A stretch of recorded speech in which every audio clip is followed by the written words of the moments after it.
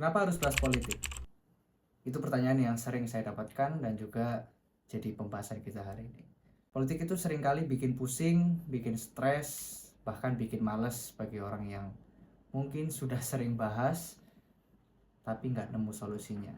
Bahkan kalau kita bicara soal politik praktis di Indonesia, kita sudah paham ya bagaimana kotornya, bagaimana korupsi di mana-mana, tapi juga banyak kebijakan yang membantu kita sehari-hari.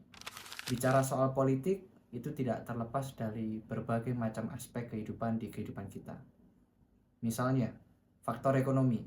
Bicara soal ekonomi itu tidak hanya soal uang dan juga keuntungan bisnis dan lain-lain. Banyak influencer yang mungkin ngomongnya atau content creator yang bicara soal bagaimana memotivasi orang, bagaimana memberikan trik, tips and trick gitu ya. Tapi saya rasa kok banyak juga yang goblok-goblokin orang miskin doang. Dan saya bukan bagian dari itu. Saya lebih fokus pada bagaimana kita bisa belajar strategi politik, bagaimana kita bisa memahami politik sehari-hari, dan juga bagaimana kita lebih peka atas situasi yang menerjang kita. Kanal ini akan memulai dengan nama segmen Pelik. Pelik itu rumit, membingungkan. Ya, semoga kontennya tidak membingungkan. Juga bicara soal masalah yang sangat banyak aspek, sehingga itu membuat kompleksitas masalah yang sulit untuk diselesaikan.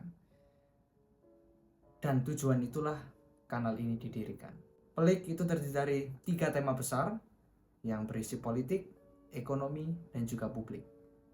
3 hal inilah yang nanti akan banyak kita kupas, terutama tentang bagaimana strategi politik, bagaimana para politikus menyusun kebijakan-kebijakan publik, dan bagaimana implikasinya dalam kehidupan kita.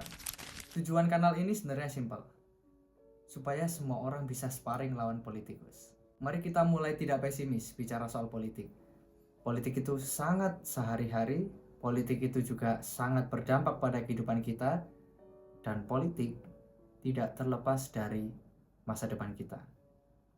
Selamat datang di segmen Pelik, di mana kita akan mengupas tuntas bagaimana persoalan politik kita yang rumit dan tentunya sehari-hari.